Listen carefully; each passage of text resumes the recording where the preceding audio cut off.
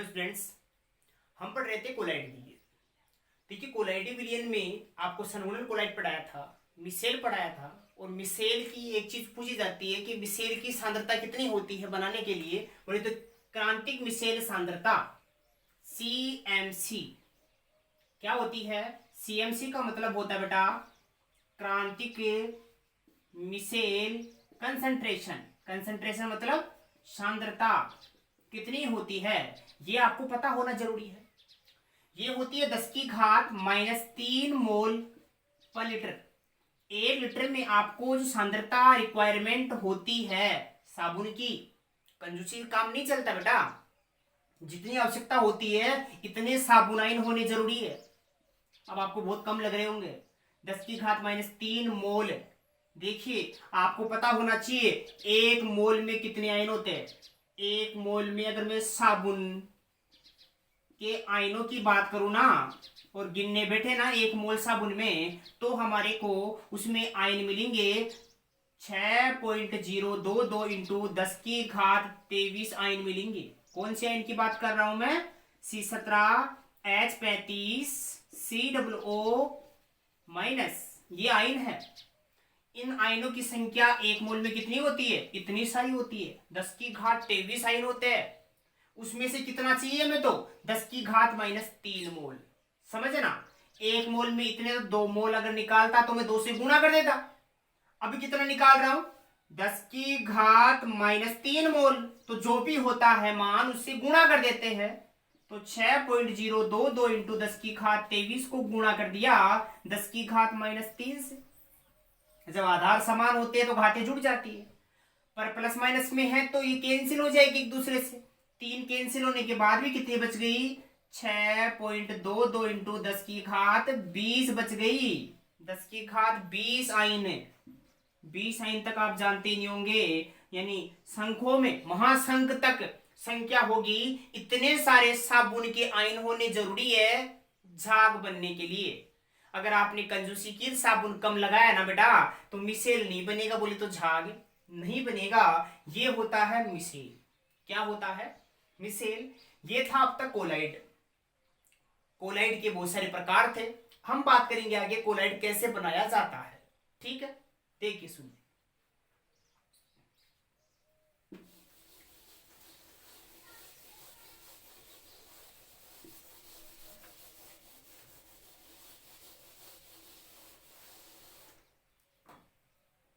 आगे है कोलाइड का निर्माण।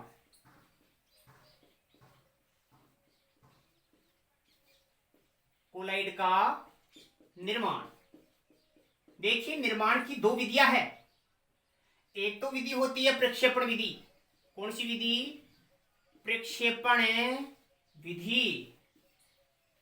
प्रक्षेपण विधि। और एक होती है रासायनिक विधि। बोले तो उसे संघनन विधि कहते हैं।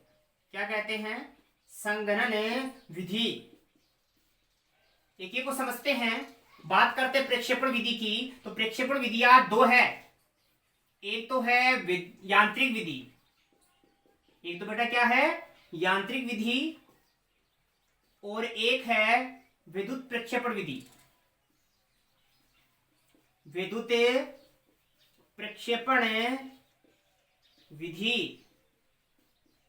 2 विधियां हो गई प्रक्षेपण की। और अनेक विधियां, लगभग 6 विधि होती है संगणन की। जैसे कौन कौन सी? नंबर 1 है अपचयन। नंबर 2 है ऑक्सीकरण। नंबर 3 है उभयअपघटन।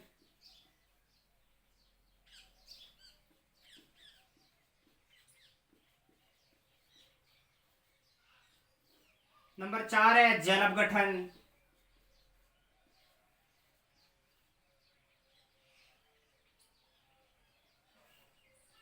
नंबर 5 है विलायक विनिमय। विलायक विनिमय।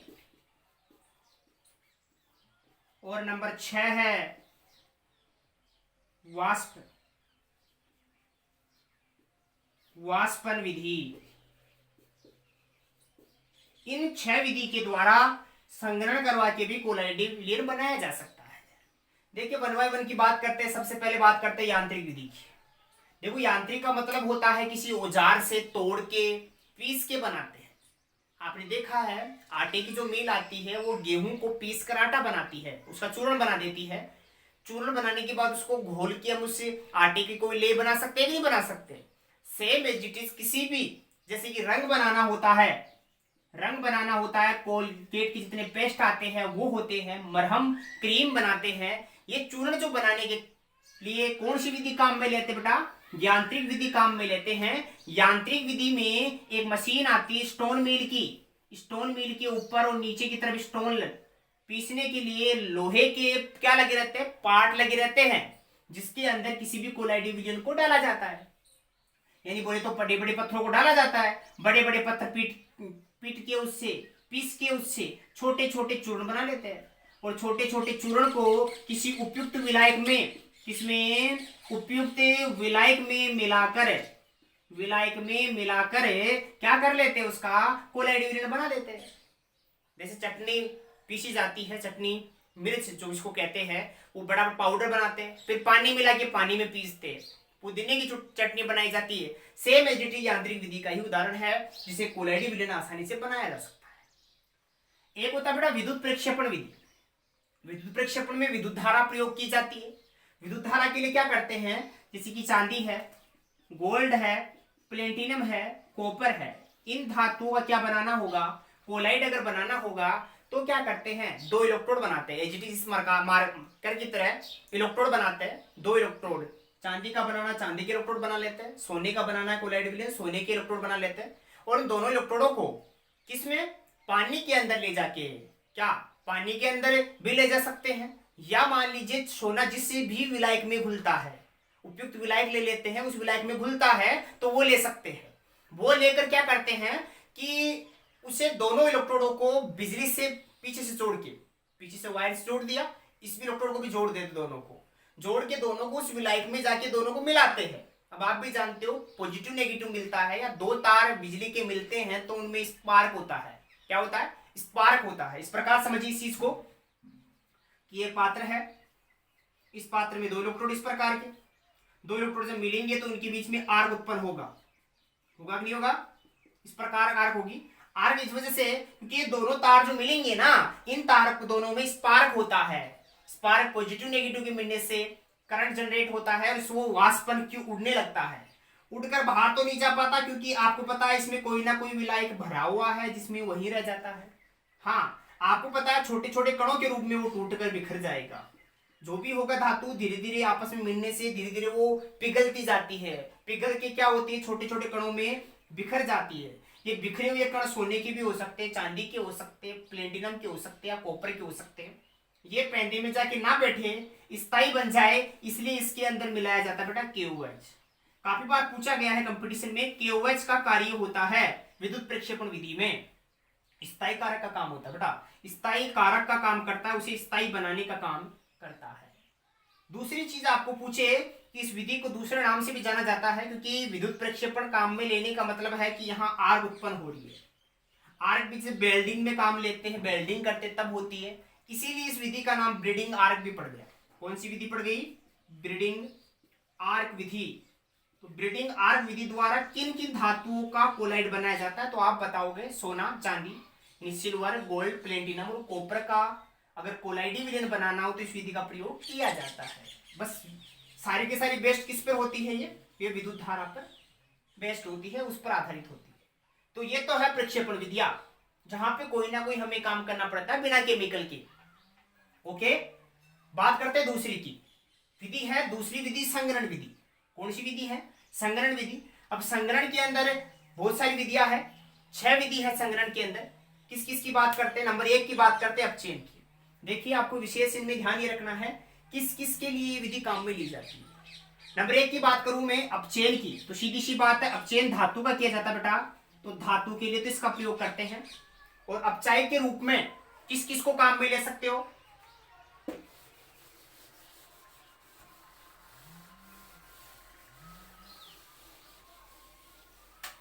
अपचायक के रूप में आप काम में ले सकते हो, जैसे कि हो सकता है फॉर्मेल्डेहाइड ले लो आप, या टेनिक अम्ल ले सकते हो, या क्या ले सकते हो बेटा, टेनिन अम्ल ले सकते हो, टेनिक अम्ल भी कहते हो उसे, वो काम में ले सकते हो जो अपचयन करेगा धातुओं का। धातु हो सकता है इनमें से ऊपर वाली धातु कोई सी भी हो। दूसरा ऑक्सीकरण होता है बेटा अधातु का। अधातु बोले तो आपको सल्फर या आयोडीन का क्या बनाना हो, सल्फर या आयोडीन का आपको कोलाइडी विलयन बनाना हो तो बेटा आप करा देना, ऑक्सीकरण करवा देना। ऑक्सीकरण के लिए आप H2S काम में ले सकते हो, और भी बहुत सारे पदार्थ है जिनका उपयोग कर सकते हो। उभयप गठन के लिए मरकरी, कैडमियम, इन धातुओं का उभयप गठन करवाया जाता है। नंबर 4 की बात करें जल अपघटन, तो जल अपघटन के लिए क्रोमियम, एल्युमिनियम और क्या लेते हैं, आयरन काम में लेते हैं। इन धातुओं का जल अपघटन करवाते बेटा। जल अपघटन करवाना बड़ा ही आसान है, जल के साथ मिलाते हैं, जल के साथ मिलाने से इनका क्या हो जाता है, अपघटन हो जाता है, इसे जल अपघटन कहते हैं। बात करते हैं विलायक विनिमय की, तो विलायक विनिमय की बात करें तो विलायक विनिमय में एक पदार्थ विलायक का काम करता है, उस पदार्थ का स्थान मान लीजिए ए है बी, उसे बदल के उसकी जगह दूसरा डाल देते बी। कैसे, सल्फर की बात करूं मैं तो सल्फर के कण है ना, ये जल में घुलते नहीं है, इसलिए सल्फर को घोला जाता है बेटा, एल्कोहल में घोल देते हैं। एल्कोहल में घुल तो जाता है परंतु उनके कणों का आकार बहुत छोटा होने से कोलाइडी कण नहीं बन पाता, कोलाइडी कण नहीं बन पाता, इसलिए घुलने के बाद उसमें जल डालते हैं, और जल डालने से क्या डालने से, जल डालने से वो पदार्थ जो सल्फर के कण थे वो गुच्छे के रूप में इकट्ठे हो जाते हैं, जिससे कि एल्कोहल का स्थान कौन ले लेता बेटा, जल, इसलिए क्या कहते हैं इसे, विलायक विनिमय कहते हैं।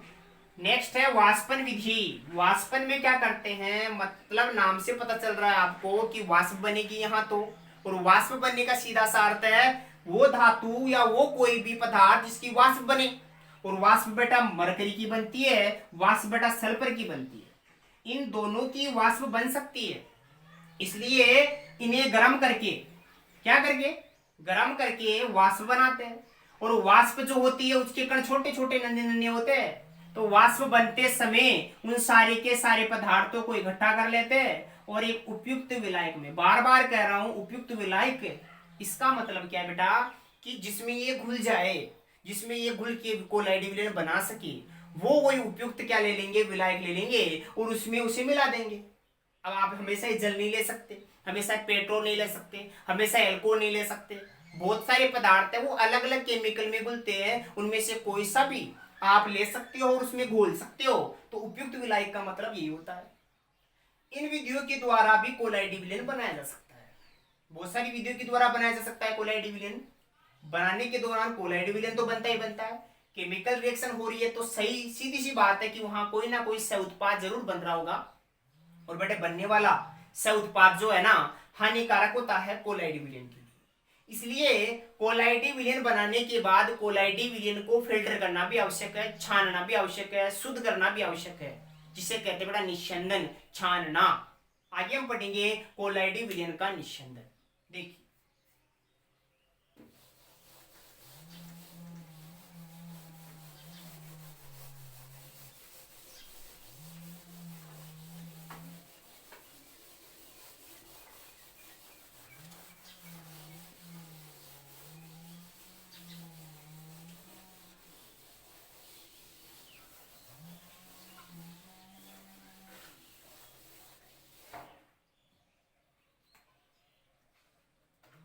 कोलाइडी विलयन का निस्यंदन।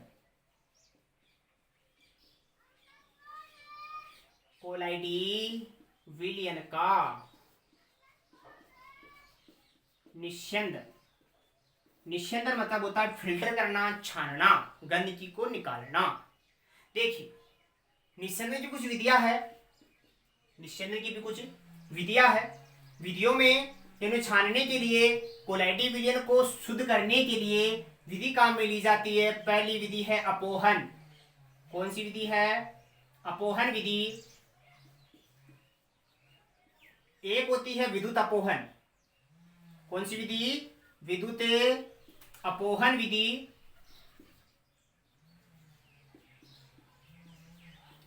और एक होती है अति सूक्ष्म निस्यंदन। अति सूक्ष्म निस्यंदन। देखिए इन 3 विधियों के द्वारा कोलाइडी विलयन को छाना जा सकता है, फिल्टर किया जा सकता है। क्या करते हैं, सबसे पहले कोलाइडी विलयन जो भी बन चुका है उस कोलाइडी विलयन को एक चरम पत्र के बने हुए थैले में, चरम पत्र का थैला होता है, इस प्रकार का थैला बना होता है, उस थैले में कोलाइडी विलयन को भर लेते हैं। और कोलाइडी विलयन चरम पत्र की एक खासियत होती है कि उसमें से बस कोलाइडी कण नहीं निकल पाते, क्योंकि कोलाइडी कण है उनका आकार 1 नैनोमीटर से 100 नैनोमीटर के बीच होता है और 1 नैनोमीटर से छोटे छिद्र होते हैं चरम पत्र के। चमड़े का बना हुआ थैला है, इस थैले में कोलाइडी विलयन को डाल दिया, कोलाइडी विलयन को डाल दिया तो कोलाइडी कण तो नहीं निकलेगा, बाकी सब निकल जाएंगे। यही हम चाहते हैं कि कोलाइडी विलयन बच जाए, उसके कण बच जाए, बाकी सब बाहर निकल जाए। इसलिए क्या करते हैं, इस चरम पत्र के थैले को एक बहते हुए पानी में, बहता हुआ पानी मतलब वहां से नया पानी आ रहा हो, उसमें नया पानी आ रहा हो और जो बेकार पानी है वो बाहर जा रहा हो, ऐसा एक पात्र लेते हैं और उसमें डालते हैं। तो पानी उसके अंदर है, सारे में इस प्रकार पानी है। पानी क्या करता है, गंदगी को यहाँ से जो बाहर निकलती है छिद्रों से, छोटे छोटे छिद्रों से, उस गंदगी को बाहर ले जाने का काम करता है।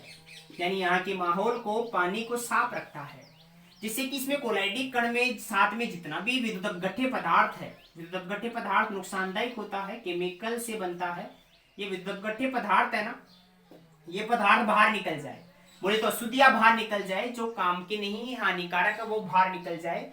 इसलिए अपोहन में क्या करते हैं, उस थैले को पानी में रखा, पानी लगातार जा रहा है, शुद्ध जल है, जल इधर से आ रहा है, इधर से बेकार पानी, सारा का सारा जल बाहर निकल रहा है। तो इससे क्या होता है, सारा कोलाइडी कण आसानी से क्या हो जाता है, यहाँ से गंदगी को बाहर निकाल के ले जाता है, कोलाइडी कण केवल बचते हैं। बट इस विधि में टाइम बहुत ज्यादा लगता है, क्योंकि आपको पता है अपने आप कण बाहर निकल रहे हैं, तो यहाँ तो टाइम लगेगा अपने आप में, तो अगर कोई निकाले तो इसलिए आसान बनाने के लिए इसे बदल दिया विद्युत अपोहन में।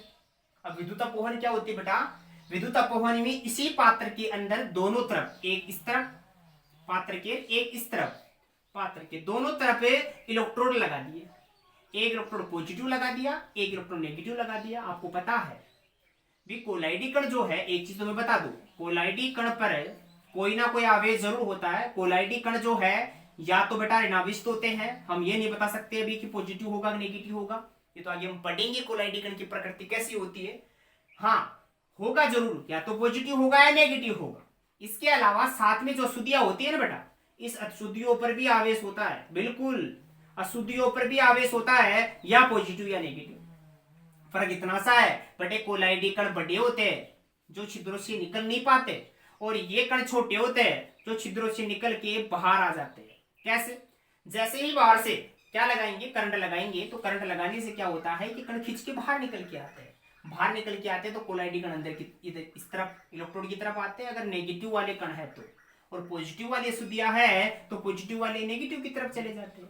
अशुद्धियां निकल के जल्दी से बाहर निकल जाती है पानी में, और पानी में निकलने के बाद या तो उन्हें इलेक्ट्रोड चिपका लेता है, या फिर पानी के बहाव से बाहर चली जाती है। बट इनका काम क्या है, इन इलेक्ट्रोडों का विशेष काम यही है कि जल्दी से अशुद्धियों को बाहर निकालना, यही काम है। अपोहन क्रिया, छानने की क्रिया को तेज करने के लिए विद्युत लगाई गई। पर आप ये सोचो, अगर विद्युत धारा लंबे समय तक लगा दी गई तो क्या होगा, तो विद्युत धारा अगर लंबे समय तक लगा दी गई ना बेटा, तो इस इलेक्ट्रोडों पर जो कण थे ना, कण कोलाइडी कण जो काम के थे, उन पर पॉजिटिव नेगेटिव चार्ज था, होना भी जरूरी है। अगर इन पर विद्युत धारा ज्यादा लगाओगे तो ये कणों पर जो आवेश है ना, कुछ देर के बाद ये भी नष्ट हो जाएगा, बाहर तो नहीं निकलेंगे कण, पर पेंदे में बैठ जाएंगे सारे के सारे। बेटा कोलाइडी कण काम का नहीं रहता अगर उस पर आवेश नहीं है, तो आवेश होना जरूरी है। किस पर है, कोलाइडी कणों पर। समझ पा रहे हो, तो ये हो गई विद्युत अपोहन विधि। विद्युत अपोहन के बाद में बात करते हैं अति सूक्ष्म निस्यंदन की। अति सूक्ष्म निस्यंदन की बात करें तो इस विधि में क्या होता है, अति सूक्ष्म बहुत छोटी, निस्यंदन मतलब छानने की विधि है, बनाई जाती है। क्या ऐसा कोई फिल्टर पेपर या छलनी तो है नहीं जिसके छिद्र 1 नैनोमीटर से कम हो, इसलिए फिल्टर पेपर को, किसको बेटा, फिल्टर पत्र को, जो छोटे छिद्र नहीं है उसके आकार बड़ा है छिद्रों का, उसे छोटे करने के लिए, जैसे आपने देखा है छलनी को चाशनी में डुबोने पर छलनी के छिद्र छोटे हो जाते हैं, ऐसे ही हमारे फिल्टर पेपर को यदि जिलेटिन में डुबोया जाए, किसमें डुबोया जाए, जिलेटिन में डुबोया जाए, जिलेटिन में डुबोने से छिद्र हो जाते हैं सकरे, और साथ में जिलेटिन में निकालने के बाद उसे डुबो दिया किसी फॉर्मेल्डिहाइड में, किसमें डुबो दिया, फॉर्मेल्डिहाइड में या किसी भी केमिकल में, तो उससे हो गया जिलेटिन हार्ड, हार्ड मतलब कठोर, कठोर हो जाने से उस फिल्टर पेपर के छिद्र जो इतने चौड़े थे वो सक्रिय हो गए, और सक्रिय होकर भी कैसे हो गए बेटा, स्थायी हो गए, और स्थायी हो जाने के बाद उन छिद्रों से आसानी से कोई भी अशुद्धि बाहर निकल सकती है, परंतु कोलाइडी कण नहीं निकल सकते, कण बाहर नहीं निकल सकते। इसलिए ऐसा हमने फिल्टर बनाया जिनके छिद्र कितने होने चाहिए, 1 नैनोमीटर से कम या छोटे होने चाहिए, वो हमने बनाया। कैसे बनाया बेटा, फिल्टर पेपर लिया, फिल्टर पेपर को जिलेटिन में भिगोया, जिलेटिन में भिगोने छिद्र हो गए छोटे, छोटे छिद्रों को स्थायी करने के लिए फॉर्मेल्डिहाइड में भिगो दिया, और फॉर्मेल्डिहाइड में भिगोने से छिद्र हो गए छोटे। अब आसानी से कोलाइडी कणों को आप छान सकते हो, छान के अशुद्धियां नीचे निकल जाएगी और कोलाइडी कण बेटा ऊपर रह जाएगा। तो ये हो गई छानने की विधियां। क्या हो गई, छानने की विधियां, कोलाइडी कणों को कैसे छाना जाता है। आगे हम बात करते हैं कोलाइडी कणों की, जो कण है उनकी प्रकृति की, जो पढ़ेंगे।